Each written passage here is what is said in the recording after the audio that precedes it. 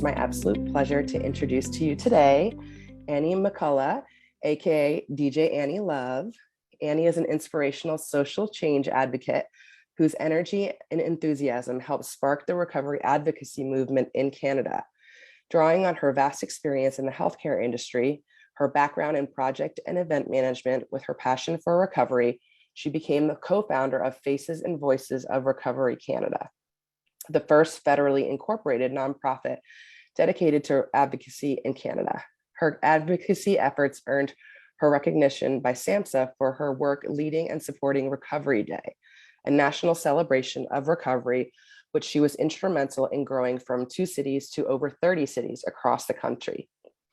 Passionate about her commitment to help others who struggle with substance use, as well as behavioral and mental health issues, Annie also works as a recovery coach and sober companion, teaches trauma-informed yoga, is a Reiki practitioner, and is working towards her accreditation as a Canadian certified addiction counselor. Annie funnels her life experiences, knowledge, and skills into what she knows to be her most impactful tools: education and connection. Whether through coaching, teaching, consulting, or working in her community, she knows that relationships can and do change the world. When not working in the recovery field, Annie can be found walking her pup, Frankie, and DJing at a She Recovers event near you, including in Miami. Welcome, Annie. You can unmute. Thank you, Kelly. You're welcome. Take it away. All right, I'm just gonna share my little screen. There we go. Can you see that? Awesome. So thank you. Thanks for everyone for coming. It's such an honor to be here. I just love She Recovers so much. I went to Dawn and Taryn's first retreat back in Tulum in 2010 or 11 or 12. I don't even remember anymore. It's been so long, but and just enjoyed and loved watching this community grow and all the amazing things that they've been able to do. So yeah, it's really an honor to be here. I'm really nervous. It's really weird. I haven't been nervous during a talk for a while, but for some reason today I feel butterflies in my stomach, but I think that's okay. I think you guys are probably not surprised to hear that. So probably a lot of you maybe also know me from, and I was weird listening to my bio be read there. I haven't had that happen in a while. It's been a couple years since COVID, so there haven't been a lot of public speaking opportunities, but hearing my bio, I got quite emotional. Coming from the background that I did, and to realize that, we can and do recover. And when we do, and we live our recovery out loud, we can do some pretty awesome things. So yeah, it was kind of neat to hear that said out loud. Yes, Frankie, I'm not talking about you right now. This is Frank. Everybody pretty much knows Frank too. So if you hear him snoring in the background, please forgive me. I don't have anywhere else to have him. We're in a 1965 Airstream here. Not a lot of place for him to go. So if you hear him, I apologize. So today I wanted to talk to you guys about my story, but in a bit of a different way than I usually tell it, which is through the lens of music, and how music has always been part of my life. Starting from a really young age and all the way through my addiction and into recovery. And so when I thought about what to call this talk, the lyrics to a song, which is what happens to me all the time, lyrics are always going through my mind. Not the same old song and dance came to me, because music is a thread that has run throughout my life, but it certainly is very different today than it was back then. So I'm going to just leave this screen on while I'm telling you guys my story a little bit. And these are some pictures. I don't play the accordion. I was trying to find a picture of me with my little turntable from when I was a really little girl, but I couldn't find that. But it did make me laugh. The accordion and that terrible decor at my aunt's house in Newfoundland when I was I think I'm about 10 in that picture. And then the top bubble is me DJing. I might have just gotten sober in that picture, actually. I probably should have chosen one from before that, but definitely from a club and in a different era. And then a fairly recent photo of me DJing at my best friend's wedding. So I'll just leave that up while I'm talking about my story, and then and then I'll talk a little bit throughout and afterwards about why creativity is so important and why sharing our gifts is so important, and what it means to be, I think, in the flow. So yeah, so that's where we're going. So growing up was in an alcoholic home was not enjoyable, and I'm not going to talk a ton about that because it's not what today's about really, but I'll just say that it was a pretty dysfunctional, unhealthy, kind of tragic, really, story. I was adopted into by a 16-year-old, got pregnant, decided to give me up for adoption, and I was adopted into an Irish Catholic family. Mom and dad were both professionals. My mom was a nurse, my dad was a chemical engineer. And, they did the best that they could, but they're both alcoholics, and that's just the reality. And I'm not trying to tell their story by saying that. I'm just factually stating that they didn't have a lot of skills and a lot of emotional intelligence to be able to really deal with a child, I'll say. So music became an escape, and it wasn't just an escape. I'll also say that both my parents were very musical. My mom played the piano, and so did most of her family. And my dad was a huge audiophile. We had this beautiful stereo system that I thought was terrible, right? I was like looking at it going, why isn't it Sony? Why isn't it like some name that I recognize? Meanwhile, I found out much later that my dad had like this incredible, beautiful Marantz stereo system that was probably one of the best you could buy at the time. But yeah, there goes. That tells you how much I knew. But anyway, there was always music in our household, always listening to music. Sundays was always classical music. My dad loved jazz, and we listened to lots of old classics and Frank Sinatra and all that stuff. So music was always there. It was always part of my world. And I started buying my own records, like little 45s. I'm dating myself here. I was born in 1970. So in 1976 or 7, I think I bought my first 45. It was ELO's It's a Living Thing. And that was the beginning. I continued to buy records, tapes, making tapes, always sitting there with my finger on the pause and the record button, recording stuff off the radio. And I became kind of, well, not until high school. I won't get into that yet, but I guess I'll just say that when I was a child, going into my room and listening to music was definitely an escape, just like candy and eventually cigarettes and alcohol and drugs. But one of the first things that I discovered, and it's an escape from the craziness of the household, was music. And it worked, and it was beautiful for many, many reasons. I think I used music to feel my feelings and to not feel my feelings, and it worked beautifully for both of those reasons. And then my dad passed away when I was 11, very tragically. As I said, it was a very tragic story. Actually, side note is that on April 22nd, when I DJ at in She Recovers in Miami, it'll be the 40th anniversary of my dad's passing. So it's a very auspicious and beautiful coincidence. So I'm excited that it'll be celebrated in a positive way. But anyway, I was 11 years old, and he drank poison and died the next day. And it was horrible. And there was no talk of grief counseling or anything to do with that. So there was, I think, just a lot of trying to deal with it on my own. And that was probably not a very healthy thing for an 11-year-old to be dealing with. And so I escaped again into, like I said, cigarettes, alcohol when I was 13, drugs, and relationships with unhealthy people. I had no self-esteem. I had not really been given much of a role model in terms of loving myself and, treating myself well and taking care of my emotional needs, as I mentioned. So I didn't really have a lot of sense of self, and so it was really easy to get lost in the partying, and I did, I forgot too, I played the clarinet and the saxophone in the school band, sang in the choir. I loved music, loved it so much, and was really involved in it. But when I found drugs and alcohol and partying and boys, I lost that curiosity and I stopped reading too. I stopped reading, stopped having anything to do with, school, really. I barely made it through high school. But I definitely didn't lose interest in listening to music, but lost interest in being part of that band and doing those types of things.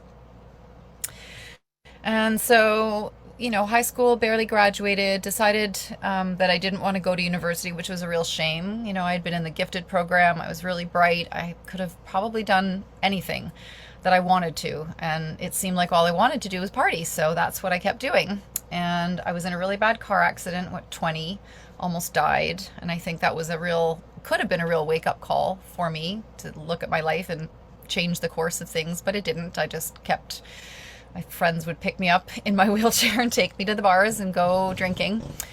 Thank you, Frank, for that emphasis. So I moved to Vancouver when I was 23, and that's when I rediscovered music in a different way. I started going to these raves and started going to these parties and hearing these DJs play incredible music. And it was actually, no, it wasn't I Love Music. I played that this morning before we started, but it was a DJ called Donald Glaude from Seattle played the call Love Train. I think it was also the OJs, but same band. But anyways, Love Train. People over the world join hands. He played this song in the morning at this party, and it was, it wasn't even rave music. It was just this beautiful old song that I knew, and I just decided in that moment that I was going to do this, and I went home and I sold my tiny little bit of not sold, but cashed in my tiny bit of savings and bought these turntables and taught myself, got a little bit of instruction from people and taught myself how to DJ. And it was the beginning of, well, it was the beginning of many things. It was the beginning of crazy partying in a different way than I had known before. And it was also the beginning, re-emergence of my love of music and actually playing music and having a creative outlet, which I hadn't had for a long time.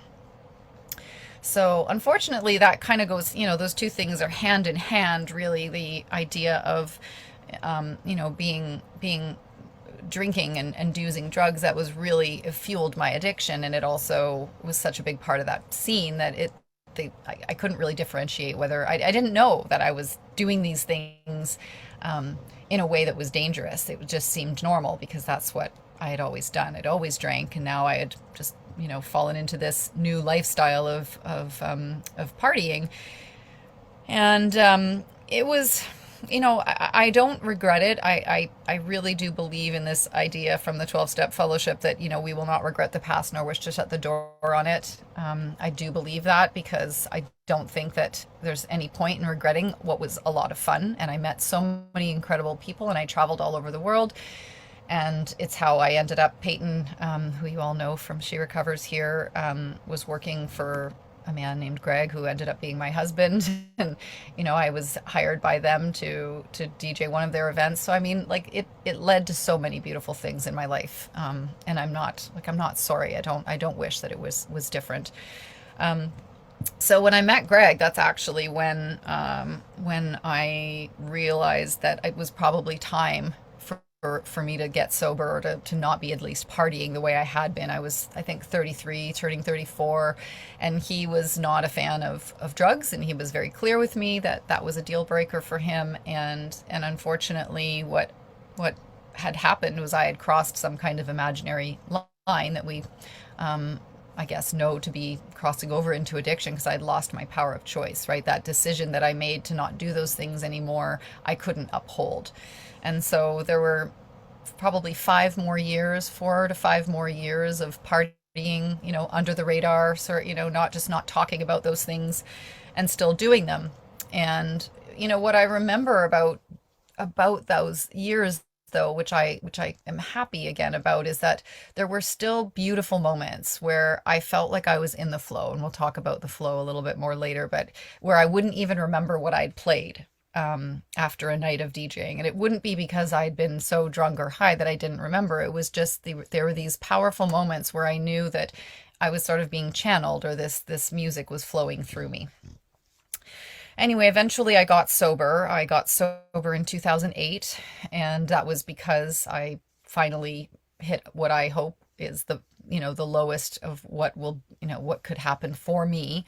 I blacked out. I came to, and I had no idea what had happened to me. And I was, a woman by herself in downtown Vancouver. And I was fortunate that I ended up with people that I knew. But honestly, you guys, it was so terrifying to me. It was such a moment of just like, I have no idea what happened between like 9 o'clock and it's now like 4 a.m.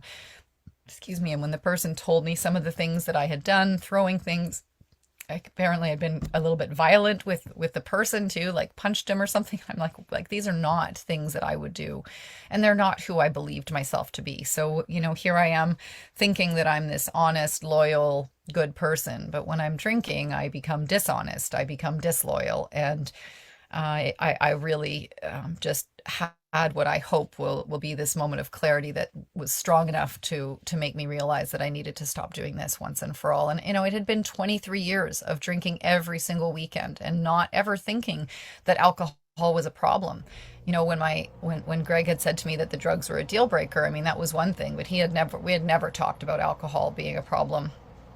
But I really do believe that getting sober, well, I mean, my marriage didn't survive me getting sober, but getting sober was absolutely the best thing that I've ever, I'm not going to say I decided, I will say the universe conspired to help me get sober. And it has been, yeah, an absolutely incredible journey ever since. And again, I'm not going to talk about my whole recovery journey, but suffice it to say that I've been, I was part of 12-step programs. I went to a treatment center. I did all the things that were told to me to do, suggested.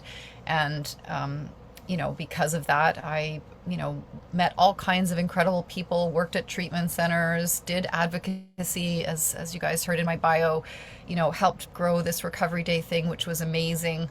And then after a while, like, it wasn't okay in the beginning, but after a while I started to DJ some of these sober events that were happening in Vancouver, where I live. And it was amazing, right? It was amazing to rediscover my love of music yet again, round three, in a way that didn't have to involve drugs and alcohol, and could still, be a ton of fun. And I mean, honestly, if recovery wasn't fun, I really wouldn't. I really wouldn't have stuck around. I had a lot of really good friends that supported me, the people I went to treatment with that I'm still really good friends with. I met, just incredible women along the way, like Dawn and Taryn, and just, I still can't honestly believe that this is my life today. I've been able to, DJ my best friend's wedding, DJ these other sober events. I was the MC at the She Recovers in New York event, and DJ'd at the Los Angeles event. And I think this is what it looks like for me today, right? Is to have music, be this integral part of my life. And during the pandemic, when it was lockdown, nobody could go anywhere. So I pulled my turntables out, I set them up in my living room, and I was doing these live broadcasts on Facebook every single day. And it was such a help to me. And I think, from what people shared, it was such a great help for them. And to have, this gift that I have to be able to share it with people just felt so good. And so I called it Quarantuned, and I called it Coming at You from the House of Love. And anyways, it was so much fun. It really honestly was just a blast. And I say that not like I can't imagine how I would have got through the pandemic without having that outlet for myself. And so, yeah, that's, I mean, I've been through so much difficulty in recovery. Like, I went through a divorce, I've lost pets, I've, changed jobs, moved cities. I sold my house last year after 14 years. And I just, so many challenging things have happened in recovery. But the one thing that I'm grateful for is that I've stayed close to my recovery, and it's changed, it's evolved. My relationship with the 12-step fellowship isn't as strong as it once was, but it's still part of my world. I do book studies with people. I still have a mentor and women that are mentees. And I love the work that I do. I really do. I love working with people one-on-one and teaching yoga and, setting the soundtracks for my yoga classes. Like, it's all kind of come together, which is really beautiful, right? All the things that I do and all the things that I'm passionate about. The only thing that's not involved in my work is dogs, but that's even, I think, going to change. I've got a new little passion project that I'm planning. So I'm looking forward to bringing that forward into the world. And and we'll see if that's what the universe has in store. If there's one thing I've learned, it's not always up to me, and just being open and having some plans is great, and some desired outcomes, but then not being attached to how that happens and whether or not the outcome is actually going to be exactly that. So that's kind of the story. And then I just kind of wanted to share with you guys a little bit of like why I think these things have been so key. Like why, for me anyway, why these things have been so key. So my music, I consider it medicine. So some of you guys might know some of this stuff. And if you do, I apologize if I'm sharing things that you already know, but I think it was so cool to me to find out about like why music, especially like old favorite songs, like what it is that does for us, So all these different hormones that can be released, and they're all linked to mood, of course. So prolactin is the same hormone that's released when mothers are nursing their infants. So you can imagine that's very comforting and soothing. It can also release and modulate levels of dopamine and serotonin, which are, of course, our mood and pleasure hormones. And then oxytocin, which, again, it's about trust and bonding and such a beautiful feeling. And it's especially released if you're singing along to the music. And I'll add, for Peyton's sake, too, dancing, because, of course, movement is part of dancing. And they can't talk about music without dancing, of course. So yeah, I thought that was really interesting to find out how much music really isn't just a sensation that happens for our ears, but it actually is our whole brain that's being affected. And the flow, so I talked about when I was doing, DJing sets, and I couldn't remember what I had played. And I know now, because I've researched it, that this is what we're actually talking about. So the flow state, which, other people call it being in the zone, is a mental state where you're doing something, but you're so fully immersed in it, and your focus is so intense that you lose track of time, and you have such an enjoyment of it, and it can happen like doing so many different things, right? I mean, meditation would be considered, I'm sure, one of them for people.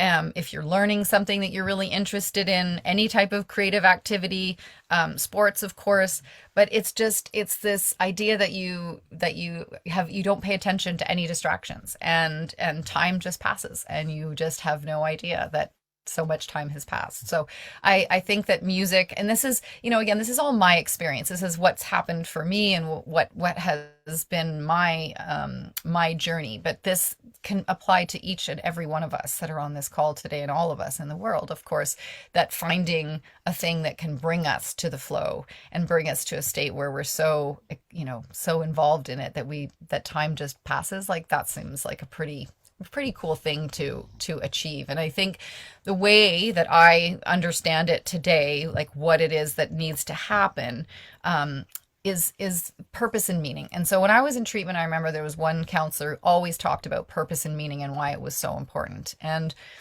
I really get that now, because for me, if I didn't have purpose and meaning in my recovery, I wouldn't stick around. I wouldn't stay committed to it, I don't think. And I really, I can't say that's true for everybody, but I think it might be. I think it really might be something that we have to, that we should be paying attention to and thinking about way more than we probably are. And of course, like, nobody else can tell you what your purpose and meaning is and what's going to motivate you. It's like something that we each have to find our own way to. And yeah, I mean, I'll talk a bit more about like what the different things are in a second, but it's, for some people, it might be their family. It might be being a mom. It might be a creative outlet. It might be hobbies. It might be spirituality. But having a purpose or having some meaning it is what's going to help, I think, stay committed in recovery. And then what I've found is, and I say this all the time and people laugh at me, but writing it down. Like, I don't know if it's my ADD. I don't know if it's I'm 51 now, which is so unbelievable to me.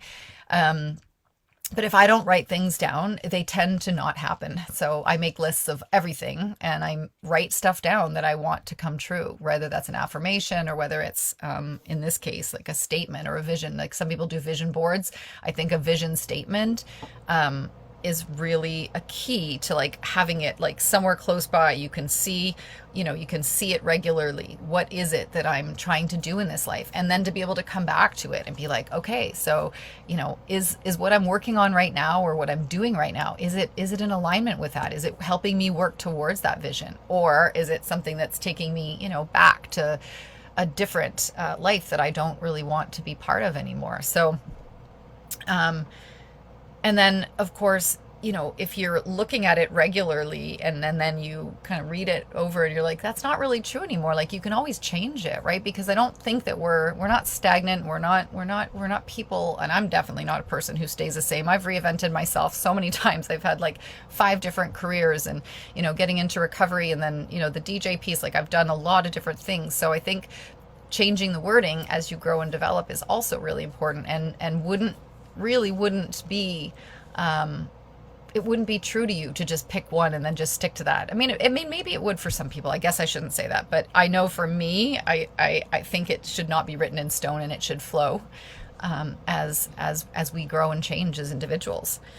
And then just a little bit more on this topic, I guess, is that it sometimes,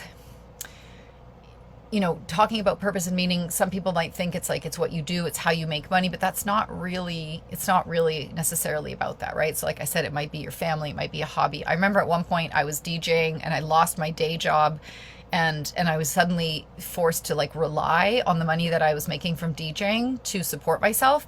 And it completely changed the way that I felt when I was DJing, and I almost couldn't do it. So for me, I don't know if it'll ever sort of be everything, but I've enjoyed having a job that I love and also having a passion project. So, but the idea is that you'll know it's an important work for you when like we'll know that we've found it by how we feel when we're doing it, because we'll be in that flow state.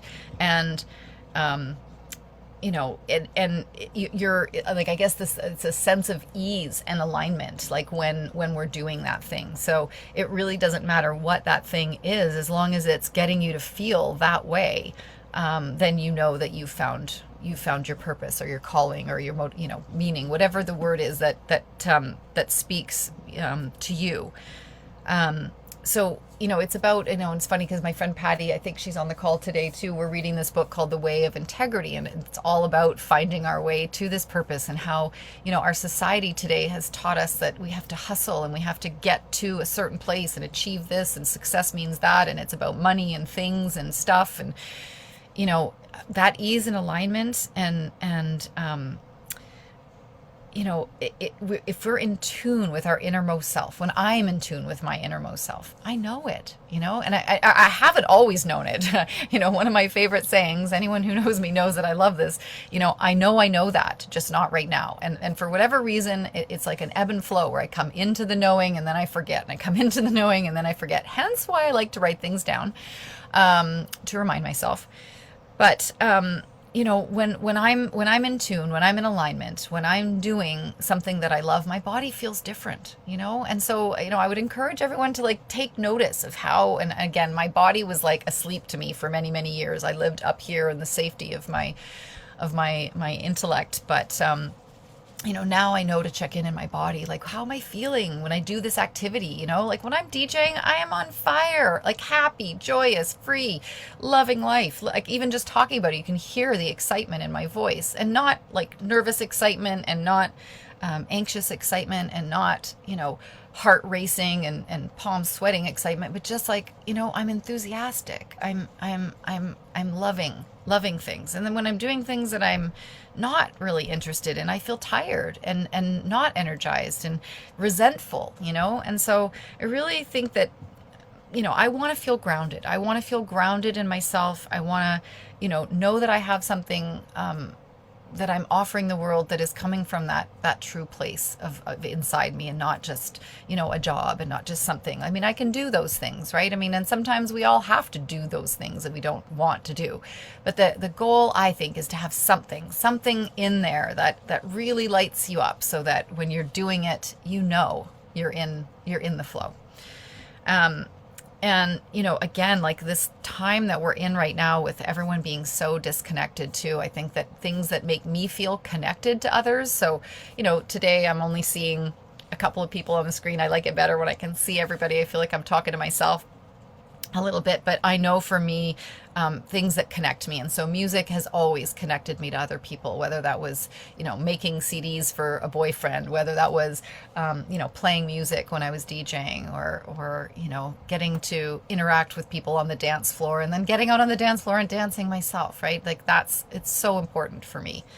Um, so again, you know, each person has their own thing. Everybody's going to find their way to their purpose, but I do believe it's imperative for us to find that thing that's going to keep us um, excited. And it might be volunteering, and it might be, like I said, there's so many different ways. I don't even want to limit it by enumerating what those things could be. But once we find that thing, right? Once we find that thing, then we must nurture and protect it, because, you know, it, like I talked about, it's, you know, it keeps our brain happy. It keeps our mood elevated, um, and then it keeps us connected to each other and to ourselves. And so, you know, once that thing has been found, and you know, enumerate, like written out on your vision statement or whatever, then doing whatever it takes to make sure that I make time for that. You know, like I was going to DJ this weekend, but I wasn't feeling that great, and that's okay. It didn't happen. You know, but getting ready for Miami, definitely wanna practice, and be, you know, ready to have a great time with everybody. So there's also that component too, is just practicing. You know, I don't, there's not too many things in this life that I just, you know, mastered without practice. So, yeah. And then I guess the last thing I just want to say is about sharing our gifts and why it's so important. And I love this quote of Leo Buscaglia, is that, you know, God gives us a talent, and then what I do with that talent, um, is, you know, is what I'm giving back to God. And so, you know, I'm not saying that, you know, God loves DJing or God loves, you know, something specific, but this is a talent that I have, and communicating is another one. And I've been, you know, lucky that I get to do that in other ways. And, you know, being in recovery and helping others is another one. And so I do believe that it's almost like my duty to do something back with it. And just, you know, when, like, it would be selfish, right, for me to hang on to a gift that I'd been given and to not share it with others, you know, because it's also giving other people an opportunity. It's like that quote of Marianne Williamson's, like, when I let my light shine, it lets other people know that they can let their light shine. And so, you know, whatever it is, whether it's recovery stuff or yoga stuff or, you know, workshops that I do, or DJing, whatever that thing is, when I'm doing that thing and it lights me up and other people see that, I think it's really important, because they may not everyone maybe has had that experience of finding that thing. So I get to be, you know, a shining example of recovery. And yeah, I think I'll leave it there. Leave some time for questions. I'm, again, just so honored to be here with all of you. I'm so grateful that I was asked to be part of Mental Health Mondays, and yeah, really, really grateful. So thank you. Thank you, Kelly. Thank you to everyone who came. Thank you so much, Annie. That was awesome. I'm just going to spotlight myself so I can be on the screen with you. There we are. Awesome. So let's get to the questions. So much good stuff from your story to your experience to your different careers. And I could relate to it so much of what you said, especially like the ebb and the flow and changing things as we go along. So let's get to the questions. Let's see. Okay.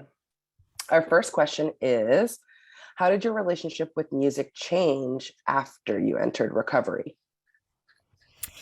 Well, like I said, I don't think music itself changed. I think I had to spend some time not going to clubs and being in those environments. It really wasn't conducive to early recovery.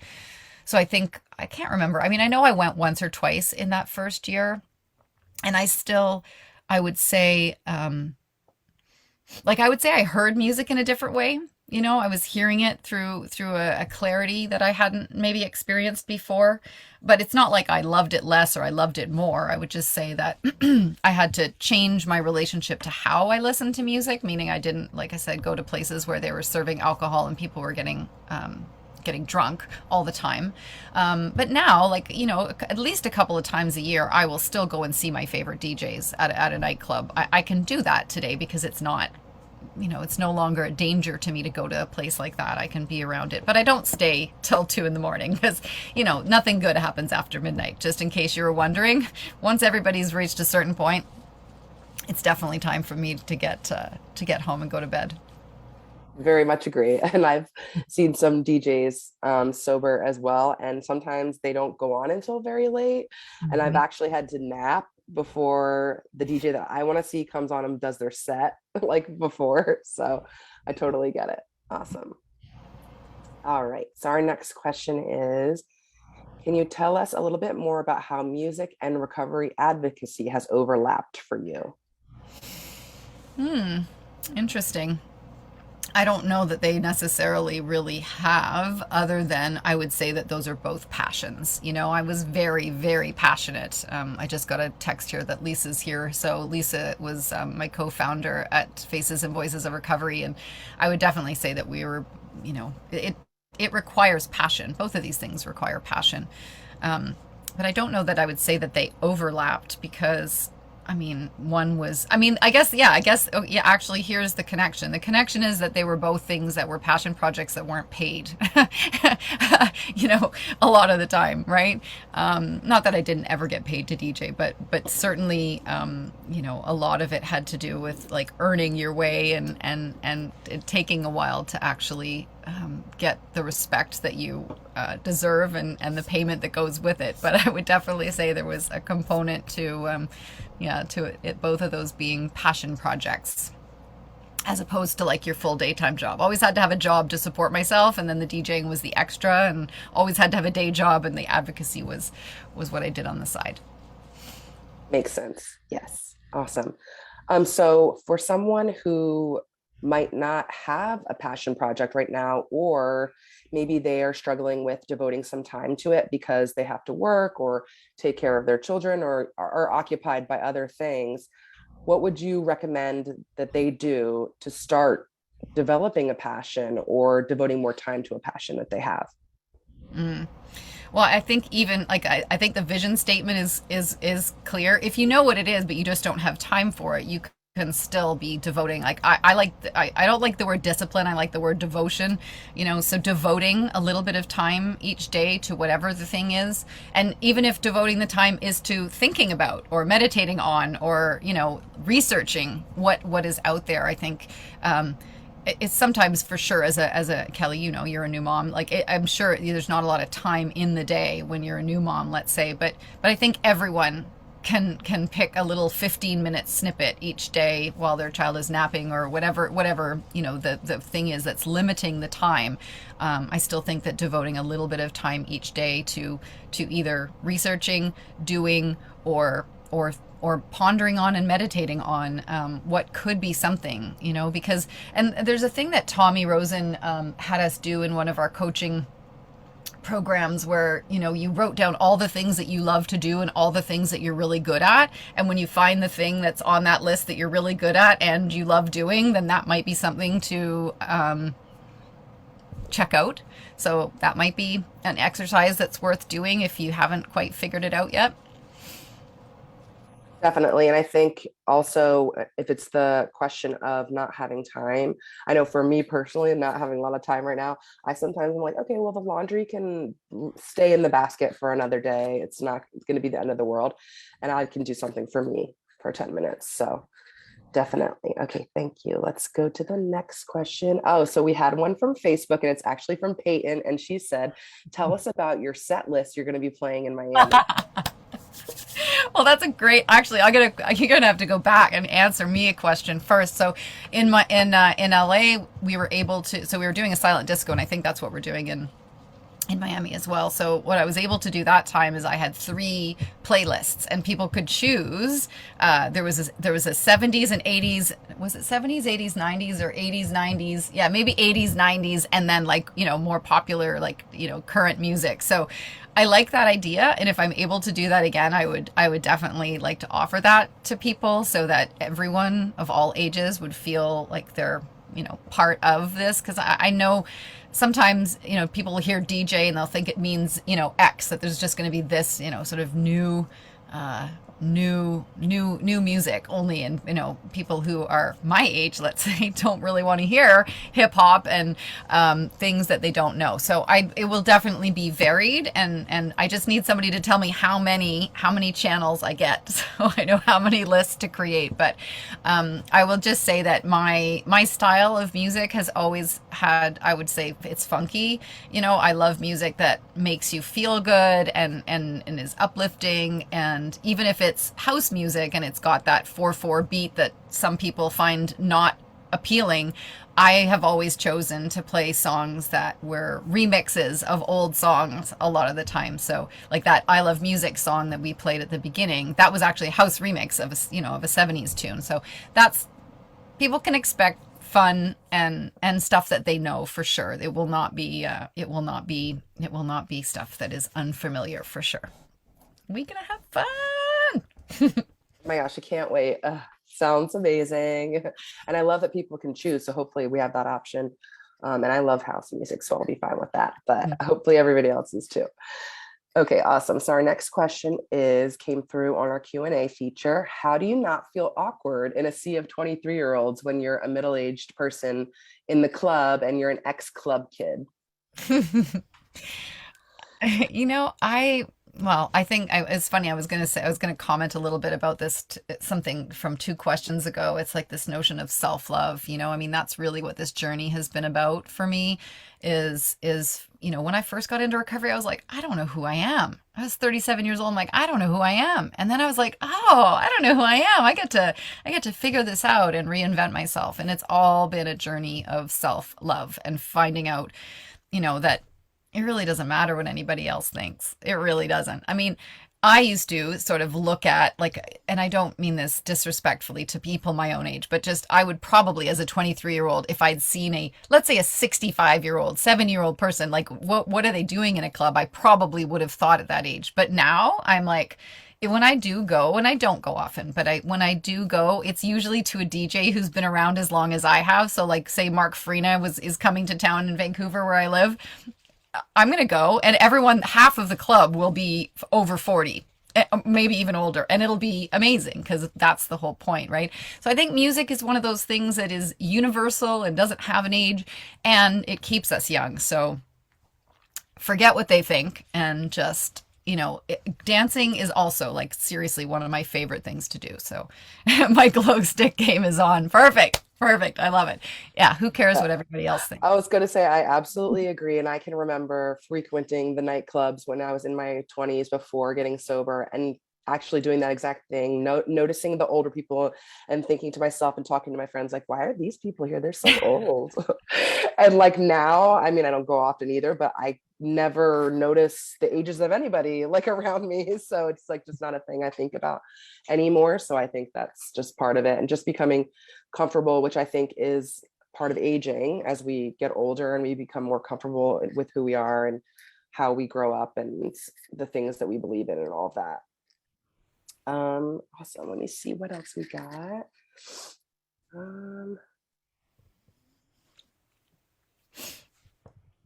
Okay, I think we went through most of the questions. Do you have anything else you wanted to say about music in recovery or kind of finding that passion project? Well, I mean, again, like I really didn't want to like, this is creativity is like, for years I thought that I wasn't creative, right? Because I didn't paint or do something visual art. I never actually understood that music is my way of being creative, and so is how we dress. Like, I mean, I think there's so creativity is one purpose or one calling or one, one thing that can give us purpose and meaning, but there's just so many other things. And I think whatever it is that you choose is like being a mom and an incredible, like I didn't have a mom who knew how to be a mom. So um, I think that being a mom would actually be like an incredible gift, like if I had been given that gift and was able to have children and had them, I would have loved to have, done that in a way that was purposeful and had meaning, because I know that I would have probably done everything that I could to change, the experience that I had and do it differently for a child. So that is is a great purpose and meaning to raise children in a healthy, loving way. And I hope that's why a lot of us, get into recovery, is so that, we can change the course, so that to me is incredible. And so having purpose and meaning is the goal, but finding it and how you get there and what that ends up being to you that isn't so important. It's just figuring it out in life. It's a journey, right? Like I don't think most of us figure it out for a long, long, long time, right? It's not like, oh, you should have, and there's somebody like looking at, oh, why don't you know that by now? It's like, no, we all get there when we get there. The point is to be seeking, right? I think seeking to have purpose and meaning in your life is the key. And then once, like I said, once you find it, then doing what you need to do to nurture and keep it so that it's not something that slips away. Like journaling used to be a really big thing for me. I used to love to write, and I don't do that anymore. Well, I can't do everything, and I can't beat myself up because I let go of one thing that I used to like to do. So, an evolution and change and all that is, the only thing we know is going to happen in life is change. So I think just being open, like some of the things, again, like open-minded, right? Open, and not just deciding, well, like, I want to be a painter and I'm going to, yes, you can dedicate yourself, and, apparently 10,000 hours is what it takes to master something. So if you've got 10,000 hours and you want to devote it to whatever it is you've decided is, something that's really important to you, that's one way of going about it. But I really like that idea of allowing what I'm naturally good at and what I naturally love to do to be the guide for what my passion projects or purpose is. And if we're lucky enough that we're getting paid to do that thing, like how awesome is that? And it doesn't have to. That's the other point, right? Like I'm not DJing as a full-time thing and making that my living. I learned early that wouldn't necessarily work for me, but what a gift if you can. And, then it can be how you earn a living as well. But I think, spend some time getting to know yourself, getting to love yourself. And I think the thing will present. Yeah, I think so too. And I think, like you said, it all starts with self-love and kind of embracing creativity.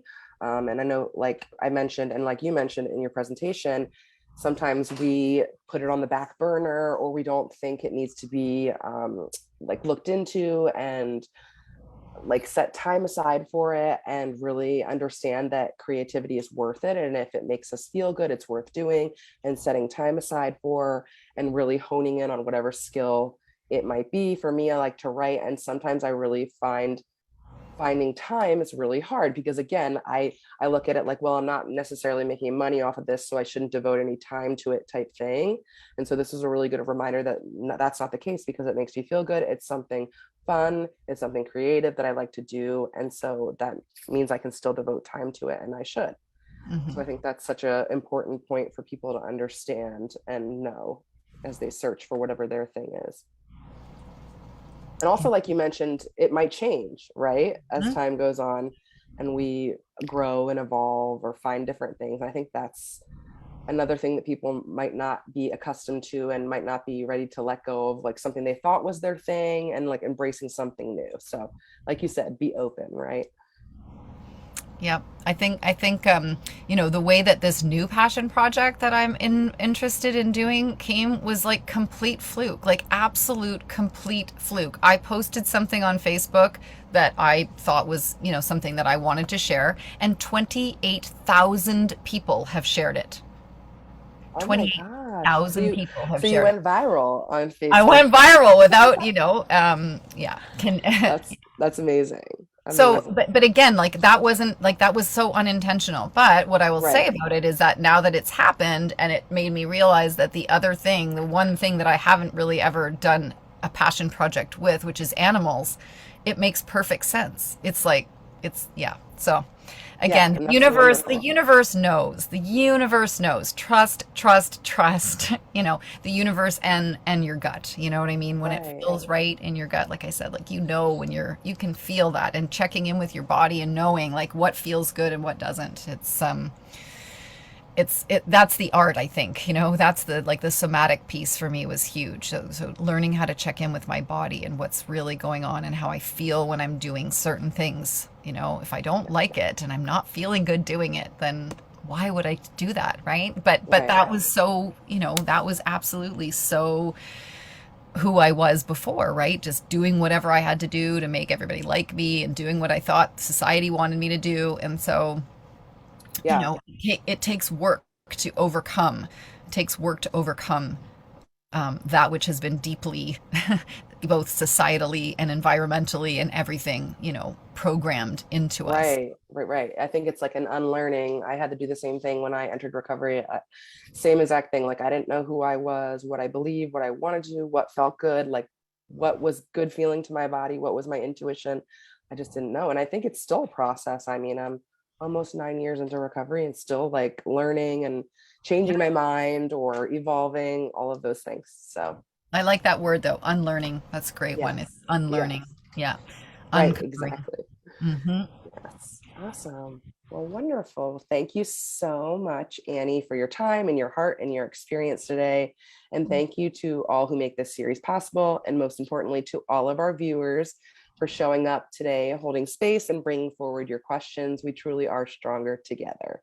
So next Monday, we will have Carolyn Biedler talking about celebrating women in recovery for International Women's Day. So I hope everyone here will join us next time as we meet again next week for Mental Health Monday. So thank you so much, Annie.